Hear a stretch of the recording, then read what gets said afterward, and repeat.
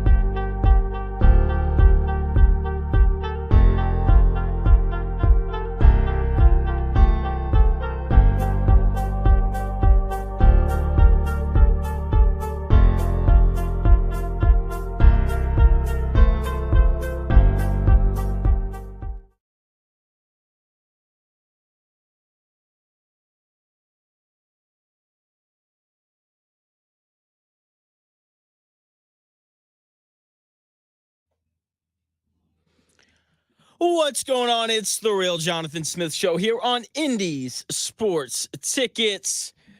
Coming to you live on the Indies Sports Ticket app, which you can download on the App Store or the Google Play Store. You can also watch the live stream on X. Just follow us at Ticket1430. Or you can watch the live stream on YouTube. Just go to YouTube, search for Indies Sports Ticket, and we should pop up because we are live on YouTube. And, it's just a great day. I woke up this morning, a little sick, but I'm all right. And then I rolled over and I saw the news on Scotte Scheffler. And, I thought I was going to be leading the show with the Pacers and the Knicks today, which I'm going to get to here pretty shortly. I don't want to spend too much time on this Scheffler stuff, but oh my gosh. I can't believe it. So for those of you who haven't heard the story, basically a man was struck and killed this morning outside of the entrance to Valhalla, the golf course in Louisville, where they're hosting the PGA championship today. So there are a lot of police there. They had to change the traffic route and things. I guess Scotte Scheffler didn't fully understand what was going on. He tried to enter. They didn't let him. He got dragged out of his car. He gets taken to jail at around like 6:45 this morning, and then gets released like an hour before his tee time, shows up, birdies the first hole. Just absolutely absurd. Just an incredible thing that happened this morning. The fact that he birdied his first hole is just absolutely absurd. He's probably going to shoot like a 63 today, and I'm going to be like, yeah, this is why I don't play golf very much, because I'm never going to be that good. And so just a crazy story. And I think that the heart of the message here is, outside of how absurd this is, the PGA Tour, golf in general, just has to do a better job of marketing their best players. They do. All right, because just when I woke up and I saw the story, my first thought was, this never would have happened to peak Tiger Woods, in terms of, like, he would have rolled down his window. Whoever was, the police officers would have immediately noticed, like, oh, this is Tiger Woods. He's supposed to be playing today. And they would have, redirected him to wherever he was supposed to go, and there would have been no issue. But let's be honest, unless you follow golf, you don't know who Scotte Scheffler is. And that's an issue. So, the golf world just has to do a better job of marketing who their best players are. That's the lesson that I've learned in this, right? Because if this happens at an NBA game, it doesn't happen. Like none of the NBA players would have gotten arrested because they would have rolled down their windows and the police officers would have been like, "Oh, you're Tyrese Halliburton. You're supposed to be here," and then they would have just redirected him. Right? Same thing. Right with the NFL.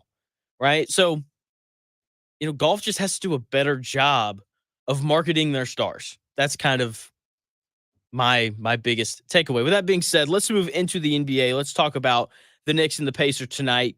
Gainbridge Fieldhouse, 8:30, the only game tonight. All eyes will be on the great city of Indianapolis. And this is the second of 3 game sixes that we're having here in the second round. The first game 6 of the 3 happened last night between the Nuggets and the Timberwolves. And watching the game last night, I noticed that there are some parallels between last night's game and what's going to happen tonight in game 6 between the Knicks and the Pacers. The higher seeded road team in the Nuggets was up 3-2, just like how the higher seeded Knicks team is up 3-2 on the Pacers. The Timberwolves know that they're capable of winning on the road in Denver, just like how the Pacers know that they're capable of winning a game 7 on the road. I don't want any pushback on that. They are an illegal screen call away from potentially winning game 1. And they played the Knicks really well in game 2 on top of that. So the Pacers are more than capable of winning a game in Madison Square Garden, right? And on top of that, the Target Center, which is where the Timberwolves play, was absolutely rocking last night, just like I know that Gainbridge Fieldhouse is going to be absolutely rocking tonight, right? And just like how the Timberwolves throttled the Nuggets last night, I expect the Pacers to win. Now, I don't think that the Pacers are going to have a 50-point lead at some point like the Timberwolves did last night, which is absurd. I don't expect the Pacers to win by 45 points like the Timberwolves did last night, but I do expect them to win by double digits because good teams on the brink of elimination usually win, right? Because teams on the brink of elimination are just playing for more. There's a greater sense of urgency, which leads to a higher energy level, which typically leads to wins. Okay? Like, look, we saw the Cleveland Cavaliers, a bad team, on the road without their best player in Donovan Mitchell, without their starting center in Jared Allen, without their best player off the bench in Karis LeVert. We saw that beat-up Cavs team on the road give the Celtics, arguably the best team in the NBA, quite the run for the first 3.5 quarters, right? And then eventually the injuries caught up with them, and they lost, right? Because that's just kind of the way that things go. And so I expect the Pacers to provide the one thing that they lacked in game 5 and the thing that they lacked late in games 1 and 2, energy. Because that's what tonight's all about. That's what this series has been about as a whole. Okay, teams that are about to be eliminated almost always bring more energy. And that's how the Knicks beat people. They just play with more energy, right? And I think it's going to be hard for the Knicks to do that tonight, given that the Pacers are at home, right? Look, anytime you're playing at home and you've got a great crowd behind you, it just helps you to play with more energy. And on top of that, when you're facing elimination, you just play with more energy. It's just human nature. And the Knicks knowing that they've got game 7 in their back pocket, I think plays into the same thing of, even if we lose tonight, like we know we're going home to MSG where we don't really lose, right? So I think that the Pacers show up tonight and they play with more energy. With that being said, before game 5, I laid out 5 things that the Pacers had to do to win. They didn't do it like any of them, right? They did one of them, and that was Pascal Siakam played well. And I'm going to simplify it a little bit more today. I've got 3 things. There are 3 keys, 3 things that I think that the Pacers have to do tonight in order to win. Started off with, I think the thing that most people are going to lead with whenever they talk about this series. Halliburton has to play well. Tyrese Halliburton was bad in game 5, and everyone knows it. And he knows it, right? Like if you go back and you watch his post-game comments, it makes it pretty clear. He's like, yeah, I know I was bad. I have to be better. He says I have to be better too many times, to be quite honest. But hey, that's neither here nor there. And I'm on the record saying after game 5 that I didn't think that his bad performance was entirely his fault. In case you forgot, Halliburton finished game 5 with 13 points. He only took 9 shots and he only had 5 assists. And ultimately, the ball just was not in his hands enough. And that clearly has to change because I'm expecting the Knicks to once again try and deny Tyrese Halliburton the ball. That's what they did in game 5, and it was really effective. I'm also expecting for Rick Carlisle to actually have some sets, some plays drawn up to take advantage of that. I think we'll see Halliburton run off of a few more screens. I think that they'll find ways to set up backdoor cuts. I also think that they're going to have him bring the ball up the court more, right? Because it's hard to deny Halliburton the ball when he already has the ball, right? So in terms of the way Halliburton actually played, though, I don't think much has to change. Like when he had the ball, I thought he played well. So I've been tracking Halliburton's paint touches throughout the series. And I didn't track it in the second half because the game was already kind of out of hand and it seemed pretty obvious what was about to happen. But in the first half, when Halliburton had the ball, he touched the paint 8 times. When he had the ball in his hands, he was aggressive, right? When he was able to generate shots for himself, he shot it well. He was 5 of 9 from the floor. And like I said, I thought that he played extremely well with the ball in his hands. And either way, Halliburton was asked at practice yesterday how important it was for him to be aggressive and what that looks like for him in a game. Here is Tyrese Halliburton talking about the importance of him being aggressive in Game 6. No, I have feel like I can feel it during the game, but just got to do a better job of adjusting that when need be and figuring that out. Not necessarily. And again, aggressive doesn't mean shoot 30 shots or whatever it is. Just getting 2 feet in the paint, being more aggressive. Kind of old school way of thinking. At least that's what my high school coaches used to say. Like, get 2 feet in the paint all the time. So just kind of that mentality is better for us. That was Tyrese Halliburton on the importance of him being aggressive in Game 6 and not even just the importance of him being aggressive, but what that looks like. Right? Because once again, I didn't think that Halliburton was bad in Game 5 when he had the ball in his hands. He just didn't have it in his hands enough. When he had the ball, he got 2 feet in the paint, like he was saying there in that clip. And my favorite thing that he said in that little snippet right there was that aggressiveness doesn't always look like 30 shots. Now, for some players, it does. Like for Jalen Brunson, for him, being aggressive looks like, 35 shots, right? Which I think is how many he took in Game 5, right? Like that's what it looks like for him. And that's what it should look like for Jalen Brunson because the Knicks are at their best when Jalen Brunson's aggressiveness leads to him scoring 40 points. Okay, just like how the Pacers are at their best when Halliburton's aggressiveness leads to him scoring 25 points and dishing out 13 assists. Right? Like the Pacers are a very complete team with several guys that are more than capable of hitting an open shot or finishing around the rim.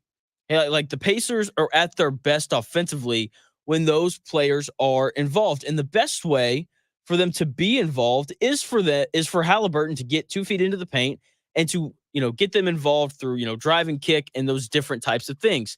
And obviously, in order for that to happen, Halliburton has to have the ball. So here is Tyrese Halliburton yesterday talking about what he needs to do in order to counter this ball denial pressure defense that the Knicks have been running at him, or that the Knicks ran at him during Game 5.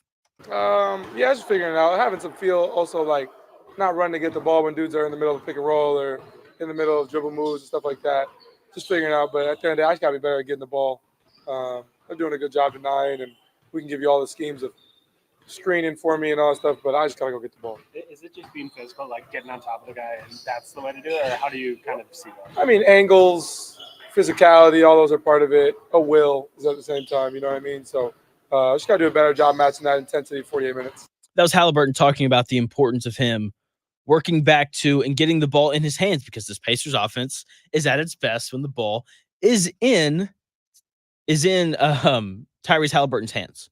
Right. And at the end there, in that clip, he talked about how he has to have the will and the intensity to go and get the ball for the entire 48 minutes. He has to match the Knicks and the intensity that they bring, which we know is always going to be high.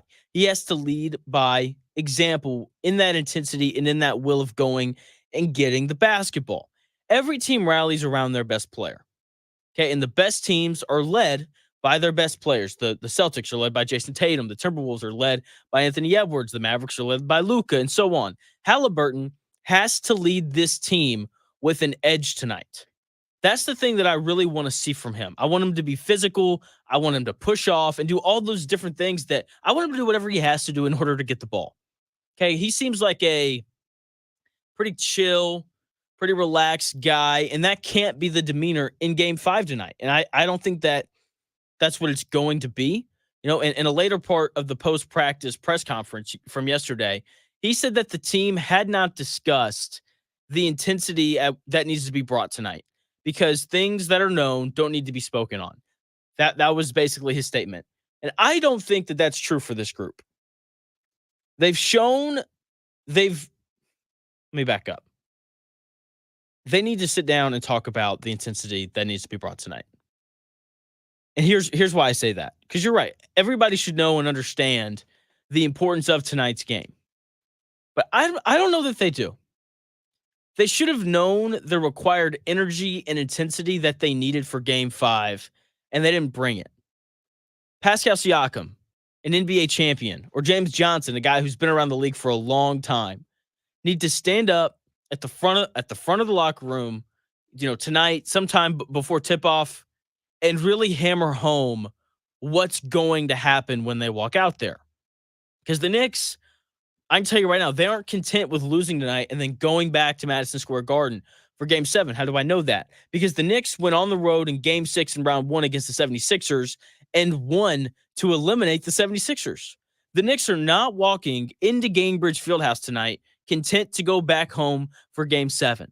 Is it a card that the Knicks know that they have in their back pocket? Yes, but they don't want to play it. If the Knicks are going to come out and do what they do, Brunson's going to score a lot of points because that's what he's done in every playoff game, whether that's against the Pacers or against the 76ers. And the Knicks are going to crash the glass because that's what the Knicks do. They crash the glass and they play with this relentless energy through the entire game. That's just who they are, and that's just what they do.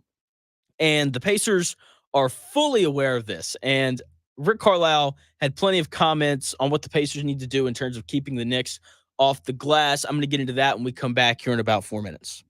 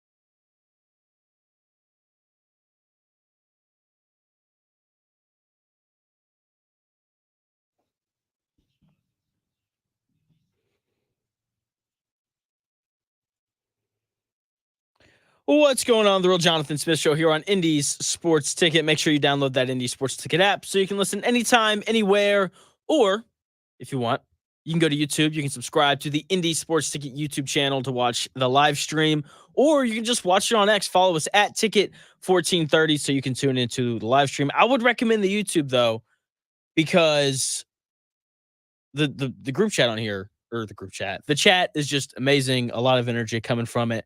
And it's great. Speaking of energy, the Pacers need to have a lot of energy tonight because they're playing the Knicks. Game 6. It's an elimination game. Backs are against the wall. And before I continue talking about the Pacers and the 3 things that they need to do tonight in order to win and to force a Game 7, already hit on the Halliburton stuff. He just needs to have the ball more, right? I thought he was plenty aggressive enough when he had the ball in Game 5. He just didn't have the ball enough.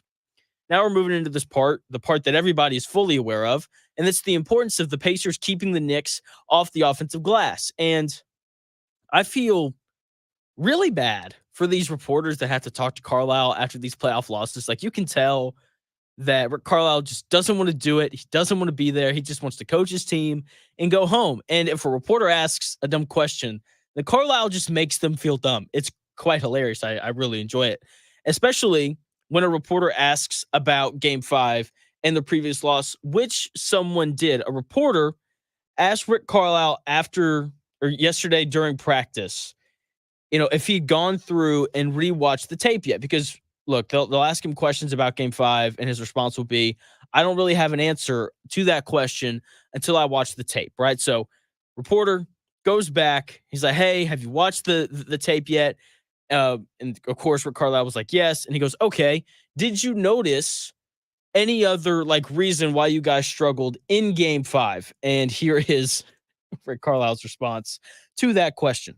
Well, I don't have a blow-by-blow for you on it, but I would assume with a high degree of certainty that it had a lot to do with giving them a bunch of second shots and and third shots.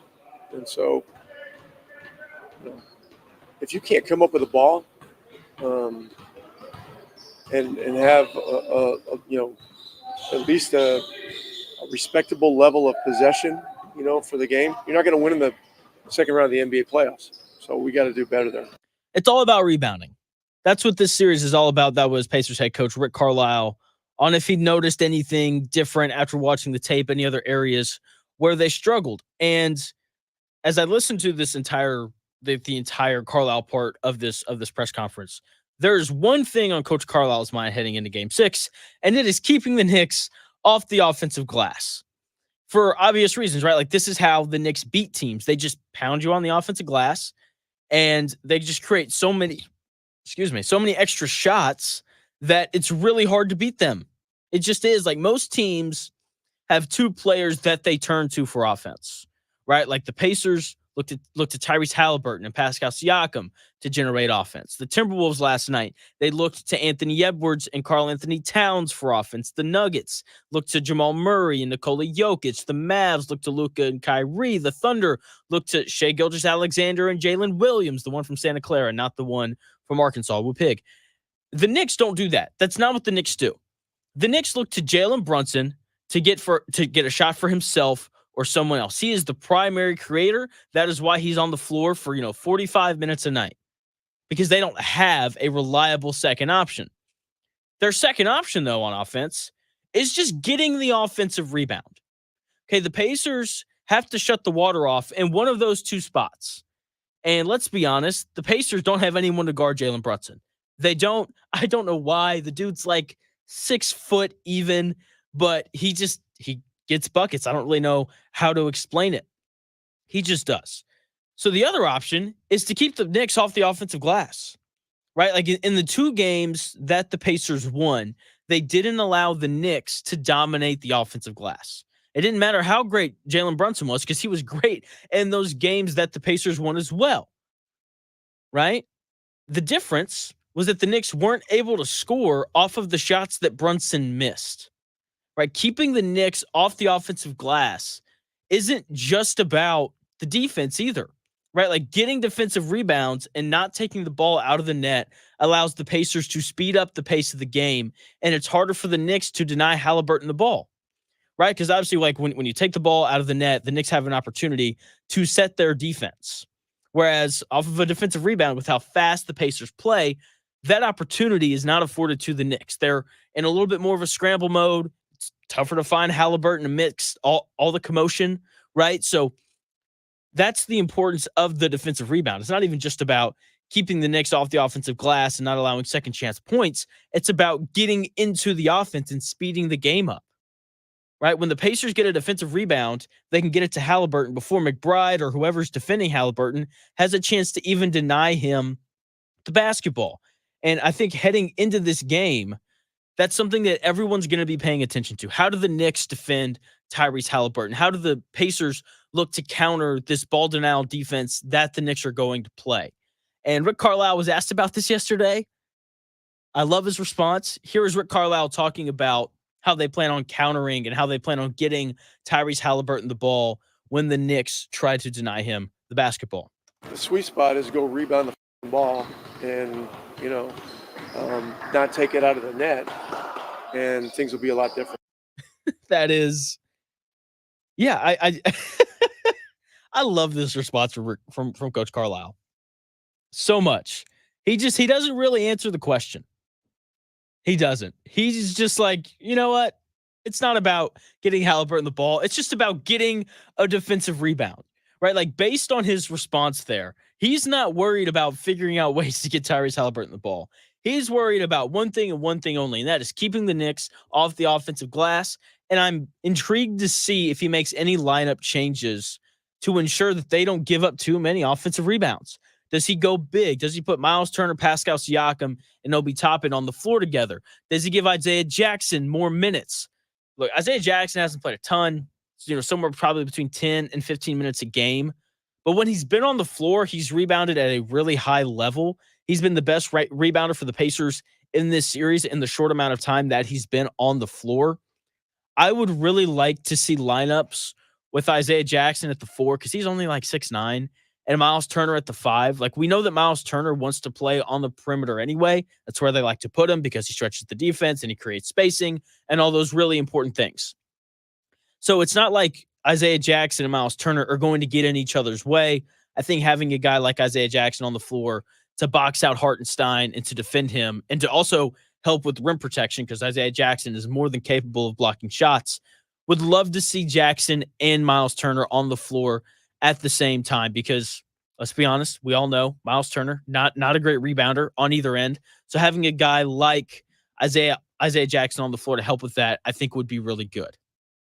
Right? And look, I'm tasked with trying to figure out different ways to present things and how to talk about different games. Like, that's really what this job is. But let's just be really honest. We all know what is going to dictate the outcome of this game. The results of these games in this Knicks and Pacers series are not hard to figure out.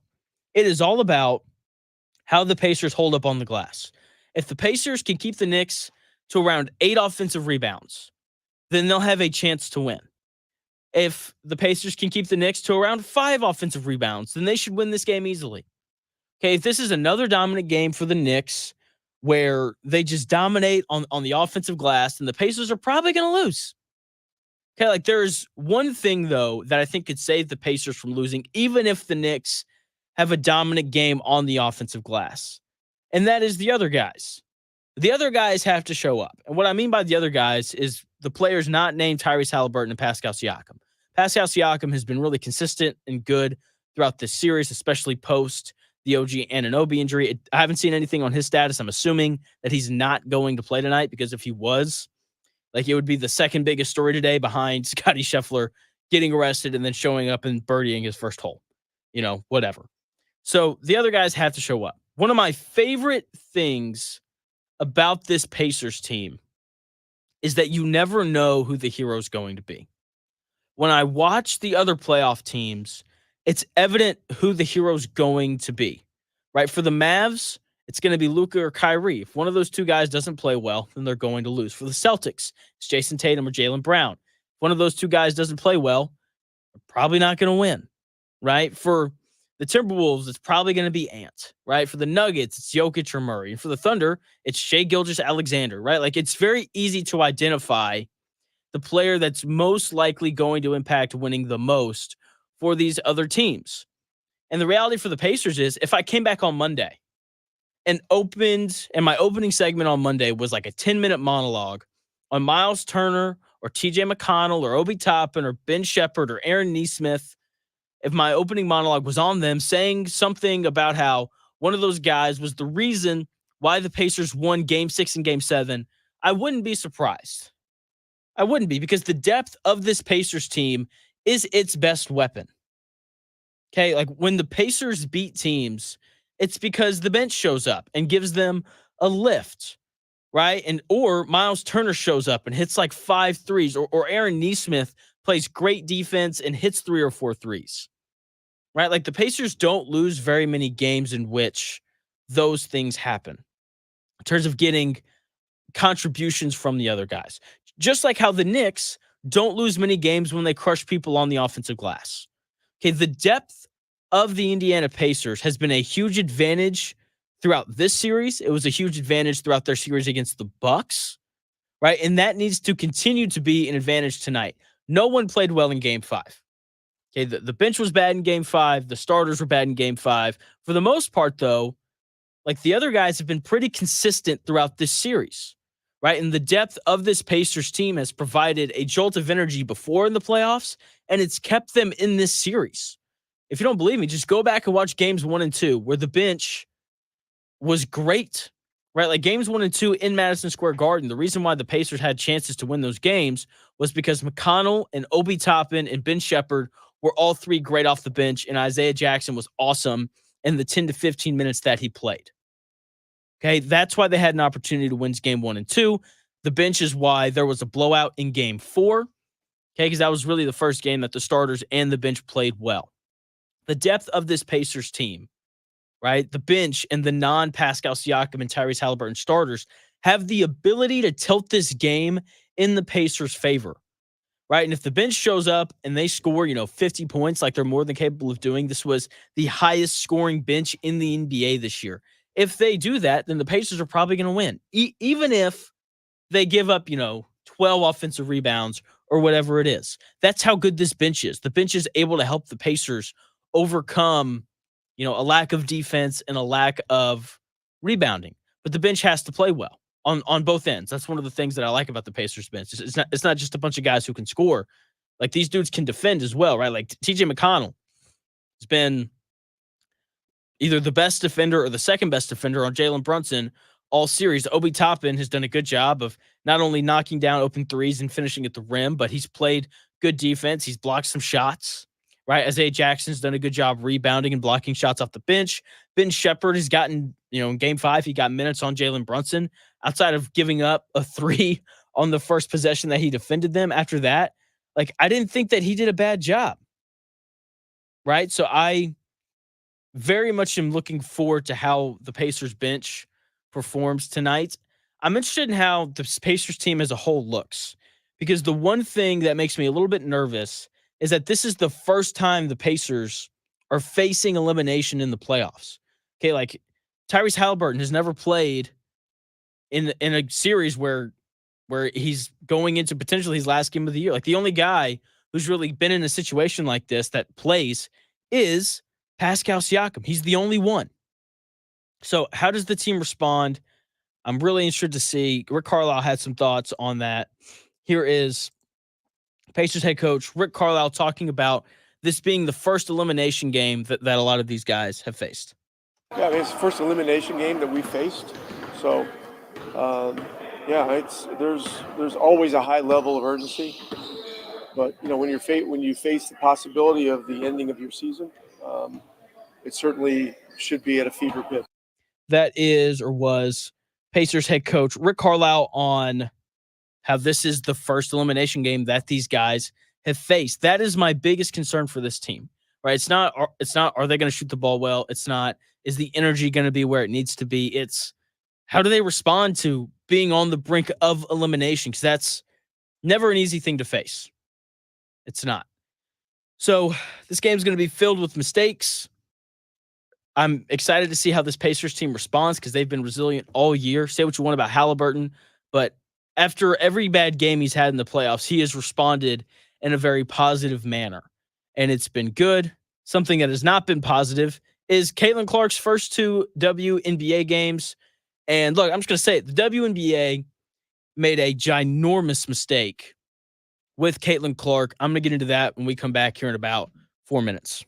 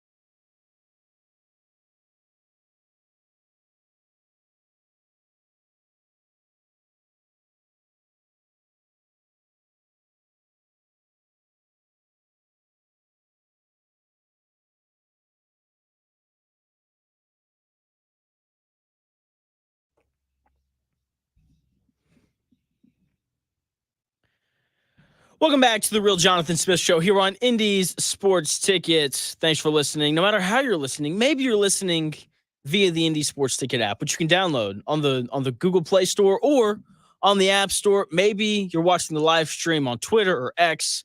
Follow us there at Ticket1430 if you want to watch the live stream there. Or you can make your way on over to YouTube.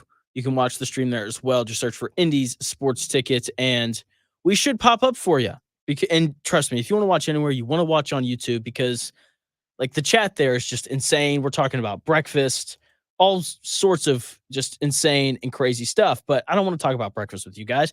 I want to talk about Caitlin Clark and the WNBA, and a huge mistake that the WNBA has made that the NFL, did not make.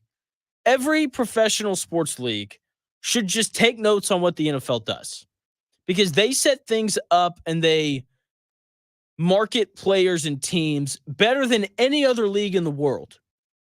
Okay, like they are masters at it. And if the WNBA had done for Caitlin Clark what the NFL is doing for Caleb Williams, then people would be way more excited about Caitlin Clark through her first 2 games than what they are. The WNBA, for some reason, thought that it would just be a great idea to start Caitlin Clark's career off against 2 of the best teams in the WNBA, the Connecticut Sun and the New York Liberty. Okay, like these are 2 of the best teams that are just loaded with awesome players. Meanwhile, the Indiana Fever, there's a reason why they've had the number 1 overall pick in back-to-back years. Okay? But they're like, you know what we should do? We should just start her career off by making her play against 2 of the best teams in the league, which is certainly an approach, not one that the NFL would have taken, and I'll prove that to you here in just a second.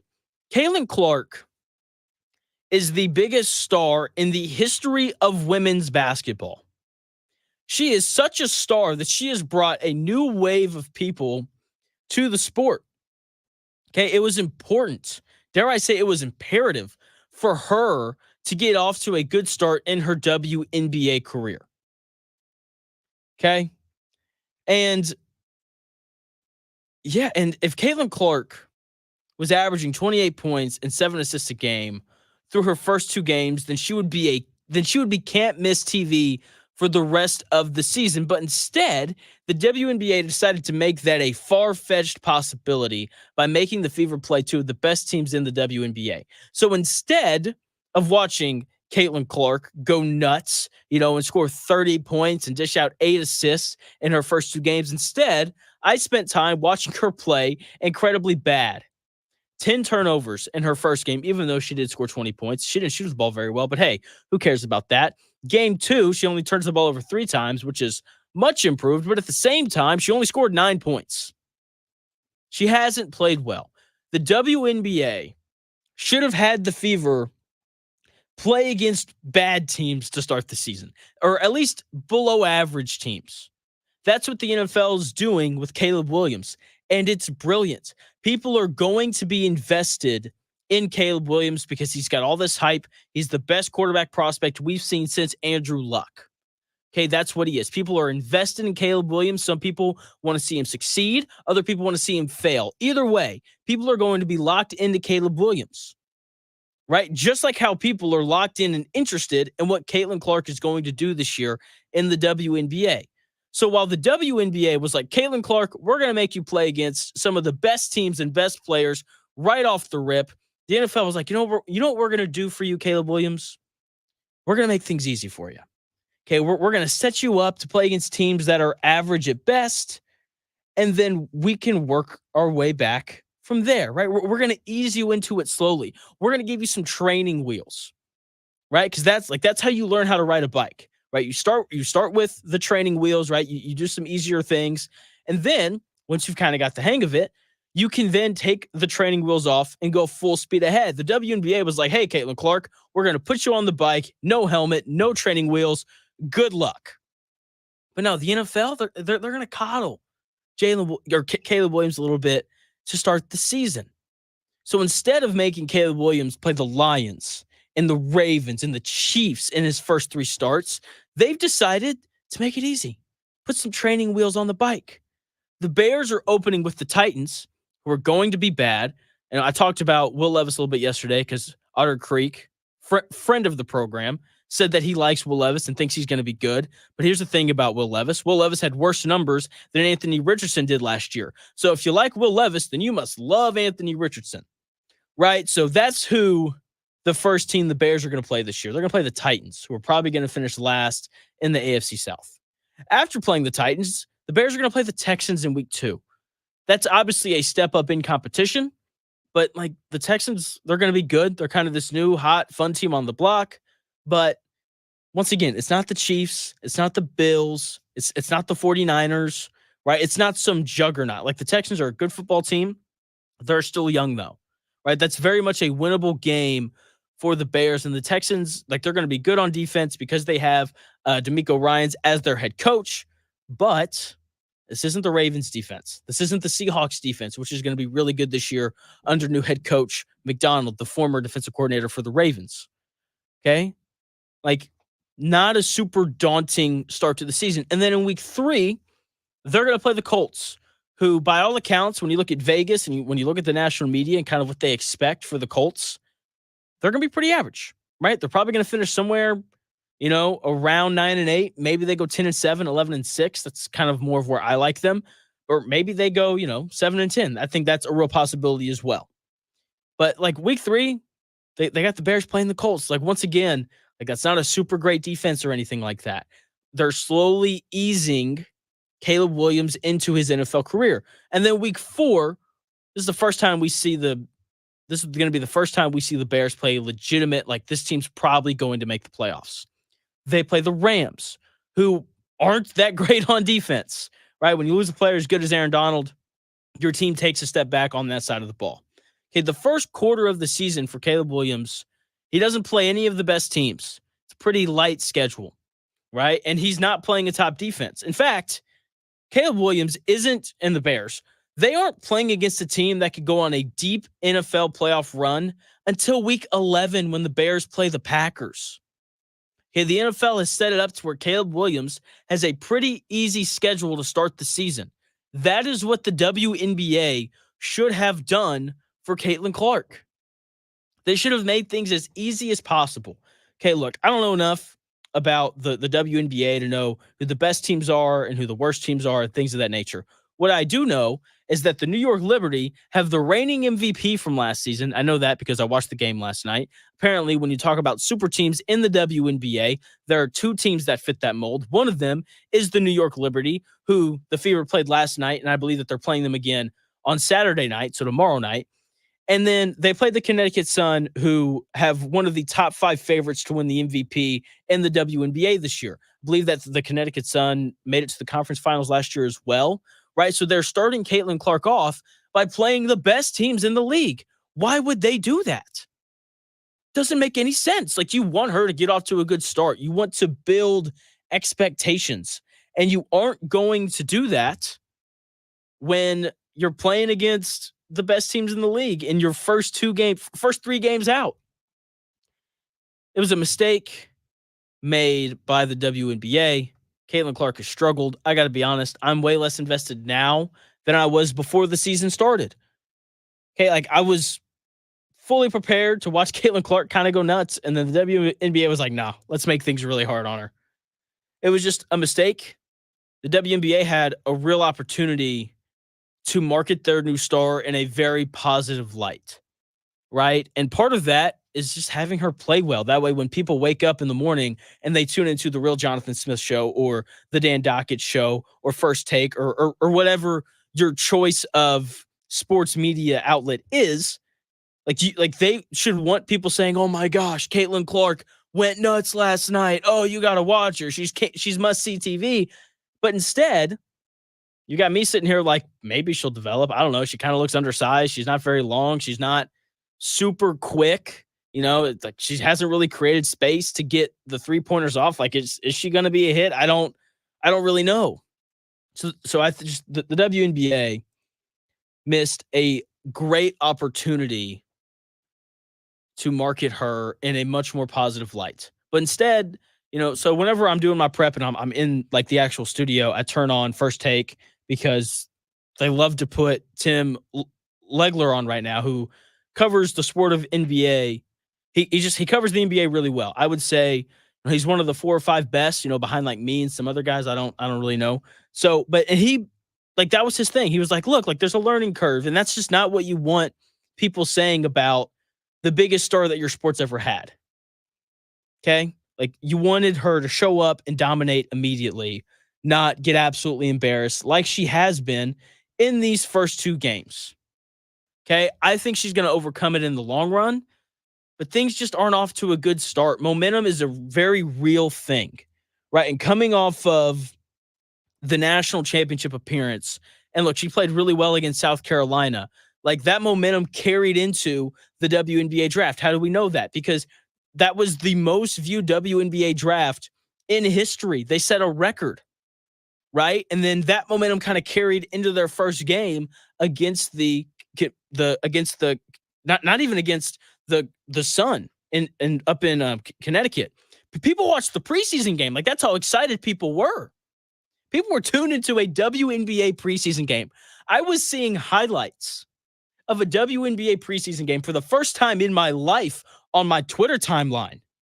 Like, people were invested, and that momentum carried into the regular season, and then it hit a brick wall and just stopped because she wasn't very good against the Sun, and it got even worse last night because she wasn't very good against the Liberty either. The WNBA missed a real opportunity to make her look great. So, once again, every NBA or every non-NFL league should just watch the NFL and see how they market teams and stars and how they set them up for success, because they do it better than any other league in the world. They do. Let's stay in the world of basketball. Let's move back to the Pacers and the Knicks. Game 6 tonight. I got the Pacers. I think they win by double digits because the Knicks beat teams based off of the energy that they provide. Okay, that's what they do. That's how the Knicks win games. They beat teams off of just their energy and their absolute relentlessness. Right? Like, that's how they beat teams. And I think it's hard to do that when teams have their back against the wall. With that being said, the Knicks went into Philadelphia and beat the 76ers. That's what they did.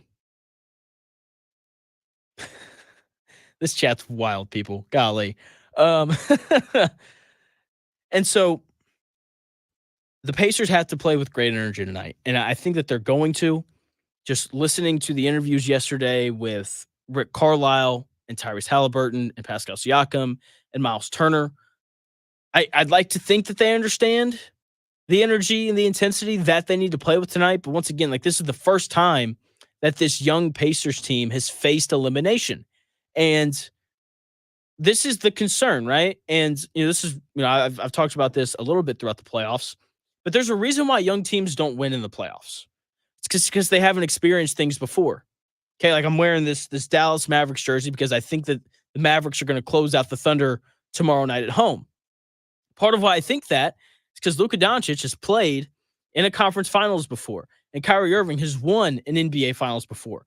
Their two best players are highly experienced, right? Whereas the Pacers are walking into tonight where Tyrese Halliburton, this is his first playoff series ever. This is the first time he's ever had to face elimination in the playoffs. Now, obviously, Siakam is very well versed in this world, and his leadership and his ability to kind of help educate these guys should help.